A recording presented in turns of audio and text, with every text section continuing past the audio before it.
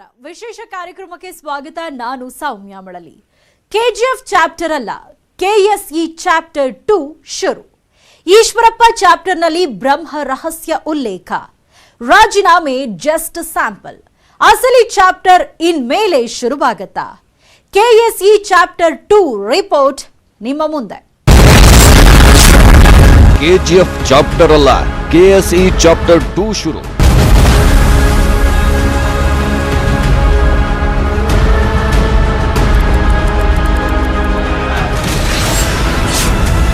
ಈಶ್ವರಪ್ಪ ಚಾಪ್ಟರ್ನಲ್ಲಿ ಬ್ರಹ್ಮ ರಹಸ್ಯ ಉಲ್ಲೇಖ.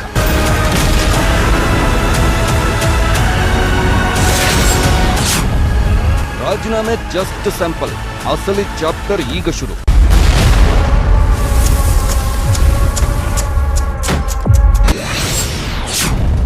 ವಿವಾದಗಳ ಸರದಾರನಿಗೆ ಸಂಕಷ್ಟ ಬೆನ್ನತ್ತಿದ್ದ ಹೇಗೆ ಗೊತ್ತಾ?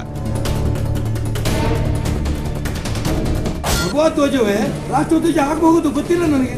ಯಾವುದೋ ಕಾಲದಲ್ಲಿ ಇನ್ನು 100 ವರ್ಷನೋ 200 ವರ್ಷನೋ 500 ವರ್ಷ ನಂತರ ಭಗವಧ್ವಜವೇ ರಾಷ್ಟ್ರಧ್ವಜ ಆಗಬಹುದು ಗೊತ್ತಿಲ್ಲ ನನಗೆ.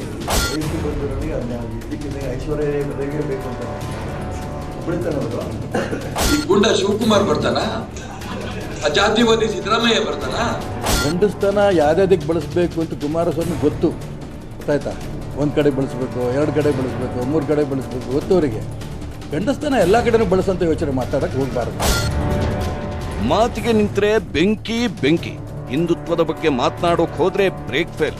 ಬಿಜೆಪಿಯ ವಿವಾದಗಳ ಸರದಾರ, ಕಾಂಟ್ರವರ್ಸಿ ಕಿಂಗ್ ಅಂತಾನೆ ಕರೆಯೋ ಕೆಎಸ್ಸಿ ಚಾಪ್ಟರ್ 1 ಅಂತ್ಯವಾಗಿದೆ.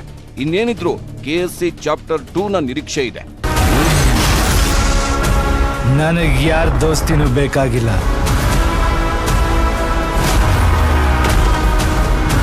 ನನ್ನ ದುಶ್ಮನಿ ಯಾವನು ತಡ್ಕೊಳ್ಳಲ್ಲ.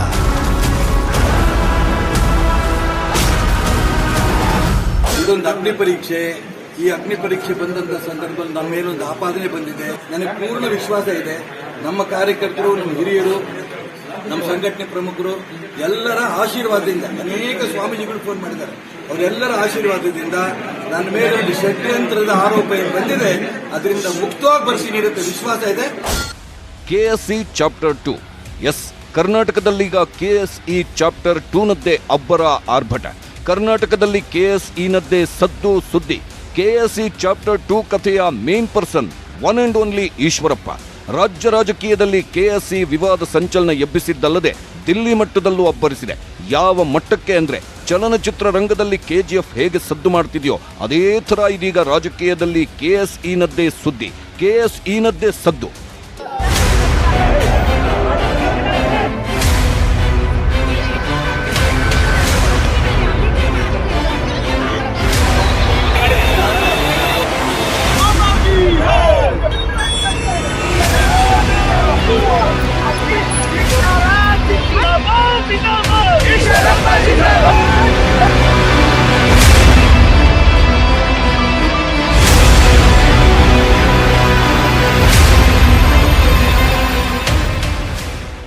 ರಾಜ್ಯ ಬಿಜೆಪಿಯ ಹಿರಿತಲೆ, 74 ವರ್ಷದ ಹಿರಿಯ ನಾಯಕ, ಬಿಜೆಪಿ ಪಕ್ಷದ ರಾಕಿಂಗ್ ಅಂಡ್ ಟಾಕಿಂಗ್ ಸ್ಟಾರ್, ಎದುರಾಳಿಗಳ ವಿರುದ್ಧ ಮಾತಿಗೆ ನಿಂತರೆ ವಿವಾದದ ಬೆಂಕಿಯನ್ನೇ ಎಬ್ಬಿಸುವ ಕಮಲಕಲಿ ಈಶ್ವರಪ್ಪ ಅವರ 1ನೇ ಚಾಪ್ಟರ್ ಮುಕ್ತಾಯವಾಗಿದೆ. ಹೀಗಾಗಿ ಇನ್ನೇನಿದ್ರು ಚಾಪ್ಟರ್ 2 ನದ್ದೇ ಸುದ್ದಿ. ಯಾಕಂದ್ರೆ ಕೆಎಸ್ಇ ಚಾಪ್ಟರ್ 2 ನಲ್ಲಿ ಇದೆ ಅತಿ ದೊಡ್ಡ ರಹಸ್ಯ. ಚಾಪ್ಟರ್ 2 ನಲ್ಲಿ ಇದೆ ಕೆಎಸ್ಇ ಮಾಸ್ಟರ್ ಪ್ಲಾನ್. ಕೆಎಸ್ಇ ಚಾಪ್ಟರ್ 2 ನಲ್ಲಿ ಇದೆ ರಣತಂತ್ರ. ರಾಜ್ಯ ರಾಜಕೀಯದಲ್ಲಿ ಬೆಂಕಿ ಬಿರುಗಾಳಿ ಎಬ್ಬಿಸುವ ಬ್ರಹ್ಮಾಸ್ತ್ರಗಳಿವೆ. ಹಾಗಾದ್ರೆ ಕೆಎಸ್ಇ ಚಾಪ್ಟರ್ ಹೇಗಿದೆ? ಕೆಎಸ್ಇ ಚಾಪ್ಟರ್ 2 ಹಿಂದಿರೋ ನಿರ್ದೇಶಕ ಯಾರು? ಕೆಎಸ್ಇ ಚಾಪ್ಟರ್ 2 ಈ ಎಲ್ಲ ಅಸಲಿ ಕಥೆಯನ್ನ ಹೇಳಬೇಕು ಅಂದ್ರೆ ಅದಕ್ಕೂ ಮೊದಲು ಕೆಎಸ್ಇ ಚಾಪ್ಟರ್ 1 ಕಥೆಯನ್ನ ಹೇಳಲೇಬೇಕು.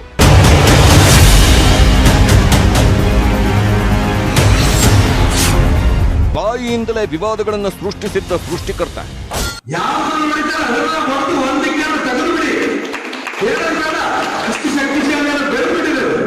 ಕರ್ನಾಟಕ ರಾಜ್ಯ 22 ಸ್ಥಾನ ಗೆದ್ದೇ ಗೆಲ್ತೀವಿ. ಬೇಡ ಅಂದ್ರೂ ಕೂಡ ಚುನಾವಣೆ ಮುಗಿತಿದ್ದಂಗೆ ಕುಮಾರಸ್ವಾಮಿ ನೇರ ಬಿದ್ದೋಗಿ ಸರ್ಕಾರ.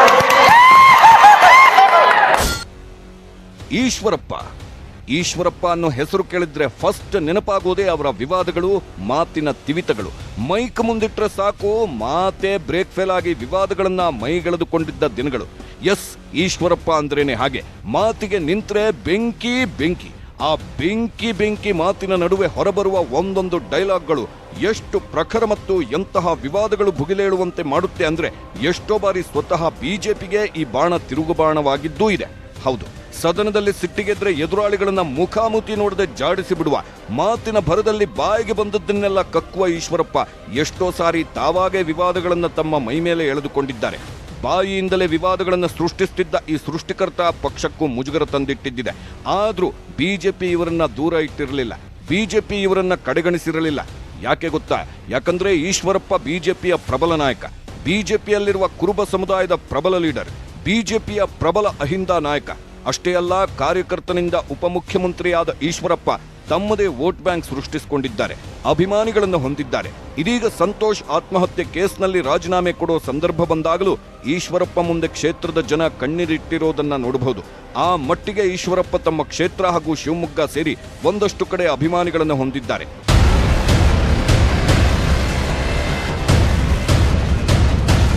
5 ಬಾರಿ ಶಾಸಕ, 1 ಬಾರಿ ವಿಧಾನ ಪರಿಷತ್ಗೆ ಆಯ್ಕೆಯಾಗಿದ್ರು ಈಶ್ವರಪ್ಪ. ಸಚಿವರಾಗಿದ್ದಾಗಲೆಲ್ಲ ತಮ್ಮ ಖಾತೆಯನ್ನ ಸಮರ್ಥವಾಗಿ ನಿಭಾಯಿಸ್ತಾ ಹೋಗ್ತಿದ್ರು. ಹೇಳಿ ಕೇಳಿ ಈಶ್ವರಪ್ಪ ಸಂಘ ಪರಿವಾರದಿಂದ ಎದ್ದು ಬಂದ ಪ್ರಬಲ ನಾಯಕರಲ್ಲಿ ಒಬ್ರು. ಇದರ ಜೊತೆಗೆ ಬಿಜೆಪಿಯ ಕಟ್ಟ ನಿಷ್ಠರೂ ಹೌದು. ಪಕ್ಷದಲ್ಲಿ ಈಶ್ವರಪ್ಪ ಸ್ಥಾನಮಾನ 2 ಪಡೆದಿದ್ದಾರೆ. 2 ಬಾರಿ ರಾಜ್ಯ ಬಿಜೆಪಿ ಅಧ್ಯಕ್ಷರಾಗಿಯೂ ಕೆಲಸ ಮಾಡಿದ್ದಾರೆ. ಆದರೆ ಬಿಜೆಪಿ ಪಕ್ಷದೊಳಗೆ ಈಶ್ವರಪ್ಪಗೆ ಹಲವು ಜನ ಶತ್ರುಗಳು ಹುಟ್ಟುವಂತೆ ಮಾಡಿದ್ದು ಅವರ ಮಾತುಗಳೇ. ವಿಪಕ್ಷಗಳು ಈಶ್ವರಪ್ಪನವರನ್ನೇ ಟಾರ್ಗೆಟ್ ಮಾಡಲು ಕಾರಣವಾಗಿದ್ದು ಅವರ ಮೊಣಚು ಮಾತುಗಳೇ. ಅಷ್ಟಕ್ಕೆ ಸ್ವತಃ ಈಶ್ವರಪ್ಪ ಮಾತುಗಳು ಪಕ್ಷವನ್ನು ಎಷ್ಟೋ ಸಾರಿ ಮುಜುಗರಕ್ಕೀಡು ಮಾಡಿದ್ದೂ ಇದೆ. ಇದಕ್ಕೆ ಬೆಸ್ಟ್ ಎಕ್ಸಾಂಪಲ್ ಮೊನ್ನೆ ಸದನದಲ್ಲಿ ಅಹೋರಾತ್ರಿ ಧರಣಿಗೆ ಕಾರಣವಾದ ಕೇಸರಿ ಧ್ವಜ ವಿವಾದ. ಭಗವತ್ ಧ್ವಜವೇ ರಾಷ್ಟ್ರಧ್ವಜ ಆಗಬಹುದು ಗೊತ್ತಿಲ್ಲ ನನಗೆ. ಯಾವುದೋ ಕಾಲದಲ್ಲಿ ಇನ್ನು 100 ವರ್ಷನೋ 200 ವರ್ಷನೋ 500 ವರ್ಷ ನಂತರ ಭಗವತ್ ಧ್ವಜವೇ ರಾಷ್ಟ್ರಧ್ವಜ ಆಗಬಹುದು ಗೊತ್ತಿಲ್ಲ ನನಗೆ. ವಿವಾದಗಳಿಗೂ ಈಶ್ವರಪ್ಪಗೂ ಬಿಡದ ನಂಟು. ಭಗವತ್ ಧ್ವಜ ಹಾರಿಸಿರೋದು ಹೌದು, ಕೇಸರಿ ಧ್ವಜ ಹಾರಿಸಿರೋದು ಹೌದು. ಕೇಸರಿ ಧ್ವಜ ಹಾರಿಸ್ಬಾರ್ದೇನು? ಕೇಸರಿ ಧ್ವಜವನ್ನ ಎಲ್ಲಿ ಬೇಕಾದ್ರೆ ಹಾರಿಸ್ಬೋದು. ಆದರೆ ರಾಷ್ಟ್ರಧ್ವಜವನ್ನು ತೆಗೆದು ಯಾವುದೇ ಕೇಸರಿ ಧ್ವಜ ಹಾಕಿಲ್ಲ, ಹಾಕೋದು ಇಲ್ಲ. ವಿವಾದಕ್ಕೂ ಈಶ್ವರಪ್ಪಗೂ ಬಿಡದ ನಂಟಿದೆ. ಇದಕ್ಕೆ ಇತ್ತೀಚೆಗೆ ಬೆಸ್ಟ್ ಎಕ್ಸಾಂಪಲ್ ಅಂದ್ರೆ ಇದೇ ನೋಡಿ. ಕೆಂಪುಕೋಟೆಯ ಮೇಲೆ ಕೇಸರಿ ಧ್ವಜ ಹಾರಿಸುವ ಸಮಯ ಬರಬಹುದು ಅಂತಾನೂ ಈಶ್ವರಪ್ಪ ಹೇಳಿಕೆ ಕೊಟ್ಟು ಭಾರೀ ವಿವಾದವನ್ನೇ ಎಬ್ಬಿಸಿದ್ರು ಮೊನ್ನೆ. ಈ ಹೇಳಿಕೆಗೆ ಕಾರಣವಾಗಿದ್ದು ಹಿಜಾಬ್ ವರ್ಸಸ್ ಕೇಸರಿ ಶಾಲು ಸಂಘರ್ಷದ ಸಮಯದಲ್ಲಿ ಶಿವಮೊಗ್ಗದ ಶಾಲೆಯೊಂದರಲ್ಲಿ ಧ್ವಜ ಕಂಬದ ಮೇಲೆ ಕೇಸರಿ ಬಾವುಟ ಹಾರಿಸಿದ್ದು. ಅಂದು ಈ ಘಟನೆಯನ್ನ ಕಾಂಗ್ರೆಸ್ ಟೀಕಿಸಿತ್ತು. ಆಗ ಕಾಂಗ್ರೆಸ್ಗೆ ತಿರುಗೇಟು ಕೊಡೋ ಭರದಲ್ಲಿ ಈಶ್ವರಪ್ಪ ಮುಂದೊಂದು ದಿನ ಕೆಂಪುಕೋಟೆ ಮೇಲೆಯೂ ಭಗವಧ್ವಜ ಹಾರಿಸುವ ಸನ್ನಿವೇಶ ಬರಬಹುದು ಎಂಬ ಅರ್ಥದಲ್ಲಿ ಮಾತನಾಡಿದ್ರು. ಈಶ್ವರಪ್ಪ ಕೊಟ್ಟ ಈ ಹೇಳಿಕೆ ಸ್ವತಃ ಬಿಜೆಪಿಯನ್ನೇ ಮುಜುಗರಕ್ಕೀಡು ಮಾಡಿತ್ತು. ಅಧಿವೇಶನದಲ್ಲೂ ಈ ವಿವಾದ ಪ್ರತಿಧ್ವನಿಸಿತ್ತು. ಸದನದಲ್ಲಿ ಈಶ್ವರಪ್ಪ ಮತ್ತು ಡಿಕೆಶಿ ಸೇರಿದಂತೆ ಕಾಂಗ್ರೆಸ್ ನಾಯಕರ ನಡುವೆ ವಾಗ್ಯುದ್ಧವೇ ನಡೆದಿತ್ತು.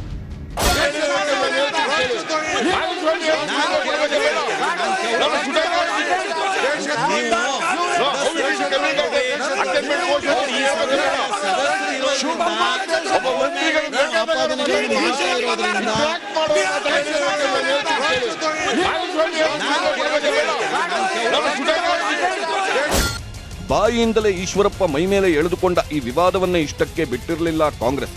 ಈಶ್ವರಪ್ಪ ದೇಶದ್ರೋಹಿ ಹೇಳಿಕೆ ಕೊಟ್ಟಿದ್ದಾರೆ, ರಾಜೀನಾಮೆ ನೀಡಲೇಬೇಕು ಅಂತ ಒತ್ತಾಯಿಸಿ ಕೈ ನಾಯಕರು ಸದನದಲ್ಲಿ ಅಹೋರಾತ್ರಿ ಧರಣಿಯನ್ನು ಮಾಡಿದ್ರು. ಈ ಗಲಾಟೆಯಲ್ಲೇ ಜಂಟಿ ಅಧಿವೇಶನವೂ ಬರ್ಖಾಸ್ತಾಗಿತ್ತು. ಆದ್ರೂ ಈಶ್ವರಪ್ಪ ಮಾತ್ರ ಯಾವುದಕ್ಕೂ ಕ್ಯಾರೆ ಅಂದಿರಲಿಲ್ಲ. ವಿಪಕ್ಷಗಳ ವಿರುದ್ಧ ಪ್ರತಿವಾಗ್ದಾಳಿ ಮಾಡುತ್ತಾನೆ ಇದ್ರು. ಅಂದು ಭಗವಧ್ವಜ ವಿವಾದದಲ್ಲಿ ಈಶ್ವರಪ್ಪ ರಾಜೀನಾಮೆ ಪಡೆಯುವ ಕಾಂಗ್ರೆಸ್ ಪ್ರಯತ್ನ ಫಲಿಸಿರಲಿಲ್ಲ. ಆದ್ರೆ ಇದೀಗ ಕೈ ಯತ್ನಕ್ಕೆ ಜಯ ಸಿಕ್ಕಿದೆ.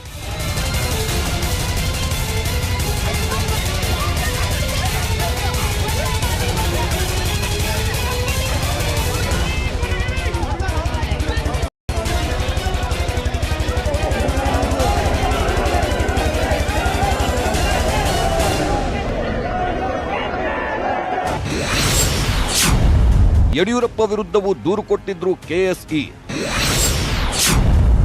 ನಿರಾಣಿ ಸಿಎಂ ಆಗ್ತಾರೆ ಎಂಬ ಹೇಳಿಕೆ ಕೊಟ್ಟು ವಿವಾದ ಸೃಷ್ಟಿ. ಈಶ್ವರಪ್ಪಗೆ ಬಾಯೇ ಶತ್ರು ಅಂದ್ರೂ ತಪ್ಪಾಗಲ್ಲ. ಯಾಕಂತ ಹೇಳ್ತೀವಿ ಕೇಳಿ. ಶಿವಮೊಗ್ಗ ಜಿಲ್ಲೆಯ ರಾಜಕಾರಣದಲ್ಲಿ ಬಿಎಸ್ವೈ ಜೊತೆಗೆ ಗುರುತಿಸಿಕೊಂಡು ಅವರ ಜೊತೆಗೆ ಬೆಳೆದುಕೊಂಡು ಬಂದವರು. ಹೀಗಾಗಿ ಇವರಿಬ್ಬರನ್ನ ಶಿವಮೊಗ್ಗದ ಜೋಡೆತ್ತು ಅಂತಾನೂ ಕರೆಯಲಾಗ್ತಿತ್ತು. ಆದರೆ ಶಿವಮೊಗ್ಗದ ಜೋಡೆತ್ತಿನಂತಿದ್ದ ಈಶ್ವರಪ್ಪ ಮತ್ತು ಬಿಎಸ್ವೈ ನಡುವೆ ಬಿರುಕು ಮೂಡಿಸಿದ್ದೇ ಈಶ್ವರಪ್ಪ ಅವರ ಬ್ರೇಕ್ ಫೇಲ್ ಮಾತುಗಳು. ಹೌದು, ಸಿಎಂ ಆಗಿದ್ದಾಗಲೇ ಸರ್ಕಾರಿ ಜಮೀನು ಡಿನೋಟಿಫೈ ಮಾಡಿದ ಆರೋಪದಲ್ಲಿ ಅಂದು ಬಿಎಸ್ವೈ ಜೈಲಿಗೆ ಹೋಗಿದ್ದಾಗ ಇದೇ ಈಶ್ವರಪ್ಪ ಒಂದು ಹೇಳಿಕೆ ಕೊಟ್ಟಿದ್ರು. ನನಗೆ ಇಂತಹ ಸ್ಥಿತಿ ಬಂದಿದ್ರೆ ನೇಣು ಹಾಕೊಳ್ತಿದ್ದೆ ಅಂತ ಹೇಳಿಕೆ ಕೊಟ್ಟಿದ್ರು. ಈ ಹೇಳಿಕೆ ಬಿಎಸ್ವೈ ಅವರಿಗೆ ನೋವನ್ನುಂಟು ಮಾಡಿತ್ತು. ಬಿಎಸ್ವೈ ಮತ್ತು ಈಶ್ವರಪ್ಪ ನಡುವೆ ಬಿರುಕು ಮೂಡಲು ಇದು ಒಂದು ಕಾರಣ ಅಂತ ಹೇಳಲಾಗುತ್ತದೆ. ಇನ್ನು ಬಿಜೆಪಿ ಬಿಟ್ಟು ಬಿಎಸ್ವೈ ಕೆಜೆಪಿ ಪಕ್ಷ ಕಟ್ಟಿದಾಗಲೂ ಈಶ್ವರಪ್ಪ ಬಿಎಸ್ವೈ ವಿರುದ್ಧ ಕಠೋರ ವಾಗ್ದಾಳಿ ಮಾಡಿದ್ರು, ಮೊಣಚು ಮಾತುಗಳಿಂದ ತಿವಿದಿದ್ರು. ಇಷ್ಟೇ ಅಲ್ಲ, ಇತ್ತೀಚೆಗೆ ಅಂದ್ರೆ ಸಮ್ಮಿಶ್ರ ಸರ್ಕಾರ ಬಿದ್ದ ಬಳಿಕ ಬಿಎಸ್ವೈ ಸಿಎಂ ಆಗಿದ್ದಾಗ ಅವರ ವಿರುದ್ಧವೇ ಹೈಕಮಾಂಡ್ಗೆ ದೂರನ್ನು ಕೊಟ್ಟಿದ್ರು ಈಶ್ವರಪ್ಪ. ಇಲಾಖೆಗೆ ಬರ್ಬೇಕಿತ್ತು ಅನ್ನೋದನ್ನ ನೇರವಾಗಿ ಅದೆಲ್ಲ ಆಂತರಿಕ ವಿಚಾರಗಳು, ಅದನ್ನ ನಾನು ಬಹಿರಂಗವಾಗಿ ಟಿವಿಗಳ ಮುಖಾಂತರ ಹೇಳಕ್ ಬರಲ್ಲ. ನಾವೆಲ್ಲ ಕುಂತು ಬಗೆಹರಿಸ್ಕೋತೀವಿ. ನಿರ್ಮಾಣ ಮಾಡಿರೋದ್ರಿಂದ ಸರ್ಕಾರಕ್ಕೆ ಖಂಡಿತವಾಗಿಯೂ ಕೂಡ ಮುಜುಗರ ಇದೆ, ಪಕ್ಷಕ್ಕೂ ಕೂಡ ಮುಜುಗರ ಆಗ್ತದೆ. ವೈಯಕ್ತಿಕವಾಗಿ ಮಾನ್ಯ ಈಶ್ವರಪ್ಪನವ್ರಿಗೂ ಕೂಡ ಇದು ಮುಜುಗರ ತರುವಂಥದ್ದೇ. ದೂರು ಕೊಟ್ಟಿದ್ದು ಅಲ್ಲದೆ ದೂರು ಕೊಟ್ಟಿದ್ದನ್ನು ಸಮರ್ಥಿಸಿಕೊಂಡಿದ್ರು. ಮುಂದಿನ ಚುನಾವಣೆಯವರೆಗೂ ಬಿಎಸ್ವೈ ಸಿಎಂ ಆಗಿರ್ತಾರೆ ಅಂತ ಹೇಳಿಕೊಂಡು ಬಂದಿದ್ದ ಹೈಕಮಾಂಡ್ ತಾನಾಗೇ ಬಿಎಸ್ವೈ ಅವರನ್ನ ಕೆಳಗಿಳಿಸೋಕೆ ಈ ಎಲ್ಲ ಭ್ರಷ್ಟಾಚಾರ ಹಸ್ತಕ್ಷೇಪದ ಆರೋಪಗಳೇ ಕಾರಣ ಅನ್ನೋದು ರಾಜಕೀಯದಲ್ಲಿ ಚರ್ಚೆ ಆಗಿರುವ ಸಂಗತಿ. ಹೀಗೆ ಅಂದು ಸಿಎಂ ಆಗಿದ್ದ ಬಿಎಸ್ವೈ ಕಾರ್ಯವೈಖರಿ ವಿರುದ್ಧ ಹೈಕಮಾಂಡ್ಗೆ ದೂರು ಕೊಟ್ಟಿದ್ದ ಈಶ್ವರಪ್ಪನವರೇ ಈಗ 40% ಕಮಿಷನ್ ಆರೋಪದಲ್ಲಿ ಸಚಿವ ಸ್ಥಾನಕ್ಕೆ ರಾಜೀನಾಮೆ ಕೊಟ್ಟಿದ್ದಾರೆ.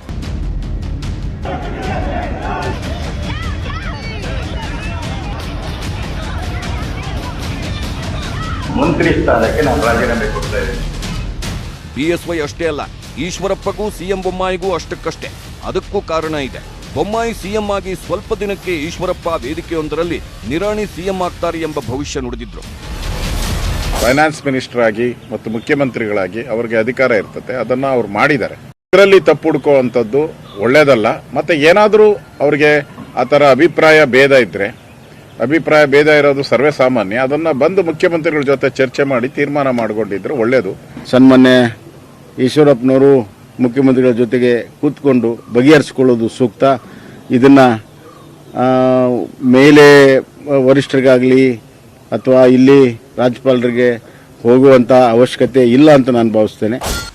ಈಶ್ವರಪ್ಪ ಅವರ ಈ ಹೇಳಿಕೆ ರಾಜ್ಯ ರಾಜಕೀಯದಲ್ಲಿ ಸಂಚಲನ ಮೂಡಿಸಿತ್ತು. ಇದಾದ ನಂತರ ನಿರಾಣಿ ಮತ್ತು ಈಶ್ವರಪ್ಪ ಗುಪ್ತ ಭೇಟಿ, ಮಾತುಕತೆ, ಹೀಗೆ ಒಂದಷ್ಟು ಬೆಳವಣಿಗೆಗಳು ನಡೆದಿದ್ವು. ಈ ವಿಚಾರವಾಗಿ ಸಿಎಂ ಬೊಮ್ಮಾಯಿಗೂ ಅಸಮಾಧಾನ ಇದೆ. ಹೀಗೆ ಈಶ್ವರಪ್ಪ ಮಾತಿನಿಂದಲೇ ವಿವಾದಗಳನ್ನು ಮೈಗೆಳೆದುಕೊಳ್ಳೋದು ಮಾತ್ರವಲ್ಲ, ಬಾಯಿಯಿಂದಲೇ ವಿರೋಧವನ್ನು ಕಟ್ಟಿಕೊಳ್ತಾ ಬಂದಿದ್ದಾರೆ. ಹೀಗಾಗಿ ಇದೀಗ 40% ಕಮಿಷನ್ ಆರೋಪದಲ್ಲಿ ಸಿಲುಕಿರುವ ಈಶ್ವರಪ್ಪರನ್ನ ಸಮರ್ಥಿಸಿಕೊಳ್ಳೋ ಗೋಜಿಗೆ ಹೋಗ್ತಿಲ್ಲ ಬಿಜೆಪಿ ನಾಯಕರು.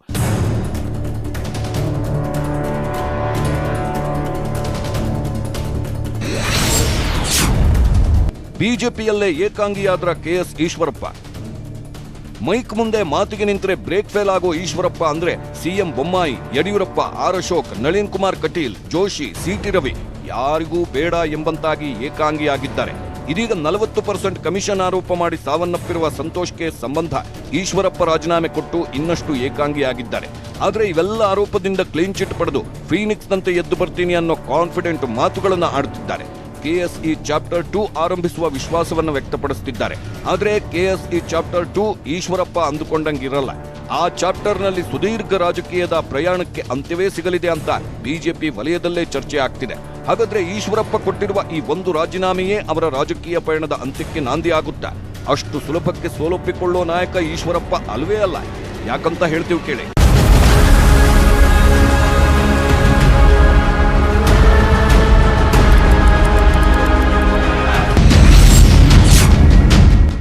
ತೆರೆ ಹಿಂದೆ ನಿಂತು ದಾಳ ಉರುಳಿಸ್ತಾರ ಈಶ್ವರಪ್ಪ.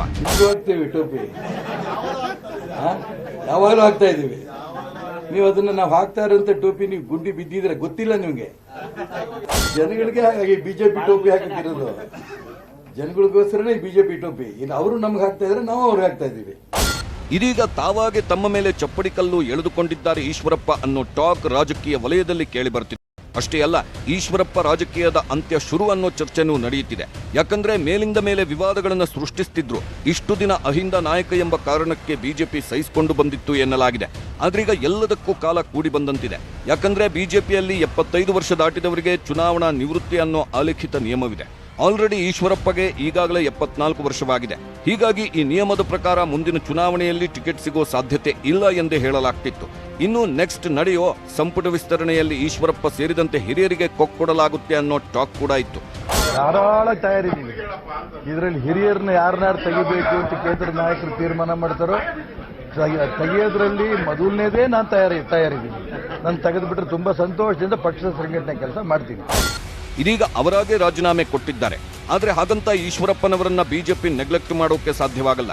ಮಾಡಿದ್ರೆ ಪಕ್ಷಕ್ಕೆ ನಷ್ಟವಾಗಲಿದೆ. ಹೀಗಾಗಿ ತಮ್ಮ ಶಕ್ತಿ ಯುಕ್ತಿ ಬಳಸಿ ತೆರೆ ಹಿಂದೆ ನಿಂತು ದಾಳ ಉರುಳಿಸಲು ಈಶ್ವರಪ್ಪ ಸಜ್ಜಾಗಬಹುದು. ಹಾಗಾದ್ರೆ ಈಶ್ವರಪ್ಪ ಪ್ಲಾನ್ ಏನು? ಆ ಬ್ರಹ್ಮ ರಹಸ್ಯ KSE ಚಾಪ್ಟರ್ 2 ನಲ್ಲಿದೆ. ನನಗೆ ಯಾರ ದೋಸ್ತಿನೂ ಬೇಕಾಗಿಲ್ಲ.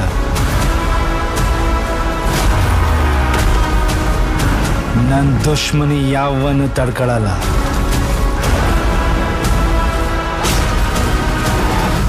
ಸಂತೋಷ್ ಸಾವಿನ ಪ್ರಕರಣದಲ್ಲಿ ಕ್ಲೀನ್ ಚಿಟ್ ಪಡೆದು ವಾಪಸ್ ಆಗ್ತೀನಿ ಅಂದಿದ್ದಾರೆ ಈಶ್ವರಪ್ಪ. ಹಾಗಾದ್ರೆ KSE ಚಾಪ್ಟರ್ 2 ಪಕ್ಕಾನ? ಈಶ್ವರಪ್ಪಗೆ ಮತ್ತೆ ಸ್ಥಾನಮಾನ ಸಿಗುತ್ತಾ? ಸಿಗದೇ ಇದ್ರೆ ಈಶ್ವರಪ್ಪ ಮುಂದಿನ ನಡೆ ಏನು? ಆ ಸೀಕ್ರೆಟ್ ಪ್ಲಾನ್ ಬಗ್ಗೆ ಹೇಳ್ತೀವಿ ಚಿಕ್ಕ ಬ್ರೇಕ್ ಆದ್ಮೇಲೆ. KGF ಪಾರ್ಟ್ 1 ಗಿಂತ ಹೆಚ್ಚು ಅಬ್ಬರಿಸ್ತಾ ಇದೆ KGF ಪಾರ್ಟ್ 2 ಮೂವಿ. ಅದೇ ಥರ ಈಶ್ವರಪ್ಪ ಕೂಡ ವಿವಾದಗಳಿಂದ ಮುಕ್ತವಾಗಿ ರಾಜಕೀಯದಲ್ಲಿ KSE ಚಾಪ್ಟರ್ 2 ಜರ್ನಿ ಶುರು ಮಾಡ್ತಾರೆ ಅಂತಿದ್ದಾರೆ ಅವರ ಬೆಂಬಲಿಗರು. ಹಾಗಾದ್ರೆ KSE ಚಾಪ್ಟರ್ 2 ಜರ್ನಿಗೆ ಮಾಡಲಾಗಿದ್ಯಾ ಮೆಗಾ ಪ್ಲಾನ್? ಈಶ್ವರಪ್ಪ ಮುಂದಿನ ಹೋರಾಟ ಹೇಗಿರಲಿದೆ? ಮಾಹಿತಿ ನಿಮ್ಮ ಮುಂದೆ. ನನಗೆ ಯಾರ ದೋಸ್ತಿನೂ ಬೇಕಾಗಿಲ್ಲ.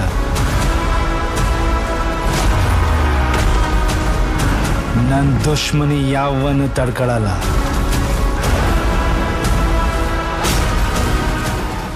ಸಂತೋಷ್ ಸಾವಿನ ಪ್ರಕರಣದಲ್ಲಿ ಈಶ್ವರಪ್ಪ ರಾಜೀನಾಮೆ ಕೊಟ್ಟಾಯಿತು. ಈಶ್ವರಪ್ಪನವರ ಸುದೀರ್ಘ ರಾಜಕೀಯದ ಅಂತ್ಯ ಈ ರಾಜೀನಾಮೆ ಅನ್ನೋ ಚರ್ಚೆ ರಾಜಕೀಯ ವಲಯದಲ್ಲಿ ನಡೆಯುತ್ತಿದೆ. ಈಶ್ವರಪ್ಪ ರಾಜ್ಯ ಬಿಜೆಪಿಯಲ್ಲಿ ಮೊದಲ ಸಾಲಿನ ಲೀಡರ್. ಚುನಾವಣಾ ರಾಜಕೀಯದಲ್ಲಿ ಈಶ್ವರಪ್ಪ ಗೆಲ್ಲಲಿ ಅಥವಾ ಸೋಲಲಿ, ಯಾವ ಸಂದರ್ಭದಲ್ಲೂ ಈಶ್ವರಪ್ಪನವರಿಗೆ ಪಕ್ಷದಲ್ಲಿ ಸ್ಥಾನಮಾನಕ್ಕೆ ಧಕ್ಕೆ ಬಂದಿಲ್ಲ. ಪ್ರತಿ ಬಾರಿಯೂ ಪಕ್ಷ ಪ್ರಮುಖ ಸ್ಥಾನಮಾನಗಳನ್ನು ನೀಡುತ್ತಾ ಬಂದಿದೆ. ಯಾಕಂದ್ರೆ ಈಶ್ವರಪ್ಪ ಅಗತ್ಯ ಬಿಜೆಪಿಗೂ ಇದೆ. ಇದೀಗ ಬಾಯಿಯಿಂದಲೇ ವಿವಾದಗಳನ್ನು ಸೃಷ್ಟಿಸುವ ಈಶ್ವರಪ್ಪರಿಂದ ಪಕ್ಷಕ್ಕೆ ಮುಜುಗರವಾಗುತ್ತಿದೆ ಮತ್ತು ಸರ್ಕಾರಕ್ಕೆ ಎದುರಾಗಿರುವ 40% ಕಮಿಷನ್ ಆರೋಪದಿಂದ ಹಿನ್ನಡೆಯಾಗ್ತಿದೆ ಅನ್ನೋದು ಎಷ್ಟು ಸತ್ಯವೋ ಹಾಗೇನೇ ಈಶ್ವರಪ್ಪರನ್ನ ಕಡೆಗಣಿಸಿದ್ರೆ ಅಥವಾ ಸೈಲೆಂಟ್ ಆಗಿಸಿದ್ರೆ ಅದರಿಂದ ಬಿಜೆಪಿಗೆ ನಷ್ಟವಾಗಬಹುದು ಅನ್ನೋದು ಕೂಡ ಅಷ್ಟೇ ಸತ್ಯ. ಯಾಕಂದ್ರೆ ಈಶ್ವರಪ್ಪ ಬಿಜೆಪಿಯಲ್ಲಿರುವ ಕುರುಬ ಸಮುದಾಯದ ಪ್ರಬಲ ನಾಯಕ. ಕುರುಬ ಸಮುದಾಯಕ್ಕೆ ಮೀಸಲಾತಿ ಕಲ್ಪಿಸಬೇಕು ಅಂತ ಕಾಗಿನೆಲೆಯಿಂದ ಬೆಂಗಳೂರಿಗೆ ನಡೆಸಿದ ಪಾದಯಾತ್ರೆಯಲ್ಲಿ ಈಶ್ವರಪ್ಪನವರದ್ದೇ ನೇತೃತ್ವ ಇತ್ತು. ಕುರುಬ ಸಮುದಾಯದ ಪ್ರಬಲ ನಾಯಕ ಸಿದ್ದರಾಮಯ್ಯ ಆಗಿದ್ರು ಈಶ್ವರಪ್ಪ ಅಹಿಂದ ಮತಗಳನ್ನು ಸೆಳೆಯಲು ಬಿಜೆಪಿಗಿರುವ ಪ್ರಬಲ ಅಸ್ತ್ರ. ಹೀಗಾಗಿ ಈಶ್ವರಪ್ಪನವರನ್ನ ಬಿಜೆಪಿ ಕಡೆಗಣಿಸಿದ್ರೆ ನಷ್ಟ ಅನ್ನೋ ಅಭಿಪ್ರಾಯವಿದೆ.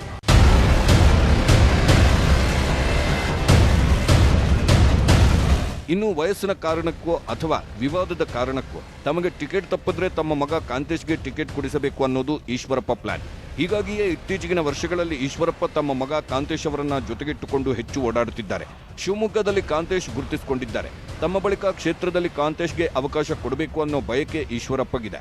ಹೀಗಾಗಿ ಮಗನ ರಾಜಕೀಯ ಬೆಳವಣಿಗೆಗೆ ಈಶ್ವರಪ್ಪ ತೆರೆಮರೆಯಲ್ಲಿ ದಾಳ ಉರುಳಿಸುವ ಸಾಧ್ಯತೆ ಹೆಚ್ಚಾಗಿದೆ. ಅಧಿಕಾರದಿಂದ ಕೆಳಗಿಳಿದ್ರು ಹೇಗೆ BSY ಪಕ್ಷದಲ್ಲಿ ಹಿಡಿತ ಮಗ ವಿಜಯೇಂದ್ರ ಸ್ಥಾನಮಾನಕ್ಕಾಗಿ ತೆರೆಮರೆಯಲ್ಲಿ ದಾಳ ಉರುಳಿಸುತ್ತಿದ್ದಾರೋ ಅದೇ ಥರ ಈಶ್ವರಪ್ಪ ಕೂಡ ಕಾರ್ಯಗತವಾಗುವ ಸಾಧ್ಯತೆ ಇದೆ ಎನ್ನಲಾಗಿದೆ. ಆದರೆ ಕಾಂತೇಶ್ ಹಾದಿಯೂ ಅಷ್ಟು ಸುಲಭವಾಗಿಲ್ಲ. ಯಾಕಂದ್ರೆ ಶಿವಮೊಗ್ಗ ವಿಧಾನಸಭಾ ಕ್ಷೇತ್ರದಲ್ಲಿ ಬಿಜೆಪಿ ಟಿಕೆಟ್ಗೆ ಡಜನ್ ಗಟ್ಟಲೆ ಆಕಾಂಕ್ಷಿಗಳು ಇದ್ದಾರೆ. ಇನ್ನು ಮಗ ಕಾಂತೇಶ್ನನ್ನ ಬೆಳೆಸುವ ಹಾದಿಯೂ ಈಶ್ವರಪ್ಪಗೆ ಸುಲಭವಾಗಿಲ್ಲ. ಯಾಕಂದ್ರೆ ಇದೀಗ 40% ಕಮಿಷನ್ ಆರೋಪ ಗಂಭೀರವಾಗಿ ಪರಿಗಣಿಸಿರುವ ಬಿಜೆಪಿ ಹೈಕಮಾಂಡ್ ನಿಜವಾಗಿ ನಡೆದಿರೋದೇನು ಎಂಬ ವರದಿಯನ್ನ ತರಿಸಿಕೊಳ್ಳುತ್ತಿದೆ ಅನ್ನೋ ಮಾಹಿತಿ ಇದೆ. ಇದರ ಜೊತೆಗೆ ಸಂತೋಷ್ ಸಾವಿಗೂ ಮುನ್ನ ಮಾಡಿರುವ ಮೆಸೇಜ್ನಲ್ಲಿ ಈಶ್ವರಪ್ಪ ಹೊರತಾಗಿ ಇರುವ 2 ಹೆಸರುಗಳು ಕಾಂತೇಶ್ ಆಪ್ತರದ್ದು ಎನ್ನಲಾಗಿದೆ. ಇದರ ಜೊತೆಗೆ ಗ್ರಾಮೀಣಾಭಿವೃದ್ಧಿ ಇಲಾಖೆಯಲ್ಲಿ ಮಗ ಕಾಂತೇಶ್ನದ್ದು ಪಾತ್ರ ಇತ್ತು ಎಂಬ ಚರ್ಚೆಗಳೂ ನಡೆಯುತ್ತಿದೆ. ಹಾಗಾಗಿ ಈಶ್ವರಪ್ಪ ಮಗ ಕಾಂತೇಶ್ಗೂ ಟಿಕೆಟ್ ಡೌಟು ಎಂದು ಹೇಳಲಾಗ್ತಿದೆ. ಹಾಗೊಂದು ವೇಳೆ ಒಮ್ಮೆ ಶಿವಮೊಗ್ಗ ಟಿಕೆಟ್ ಈಶ್ವರಪ್ಪ ಅಥವಾ ಅವರ ಮಗನ ಕೈ ತಪ್ಪಿದ್ರೆ ಮತ್ತೆ ಈಶ್ವರಪ್ಪ ರಾಜಕೀಯ ಹಾದಿ ಅಂತ್ಯವಾಗಲಿದೆ ಎಂದು ಹೇಳಲಾಗ್ತಿದೆ.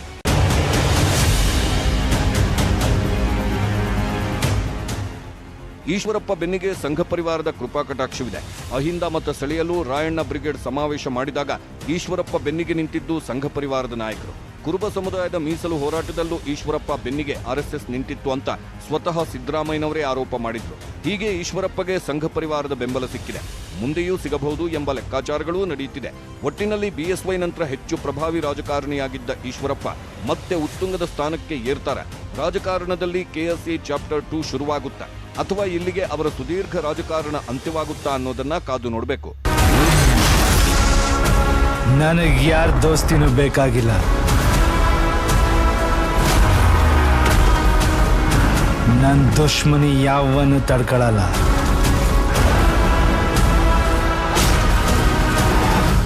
ಇದಾಗಿತ್ತು ಈ ಹೊತ್ತಿನ ಸ್ಪೆಷಲ್. ನೋಡ್ತಾ ಇರಿ ನ್ಯೂಸ್ 18 ಕನ್ನಡ. ಜಾಲ ನಮ್ಮದು, ಬಲ ನಿಮ್ಮದು.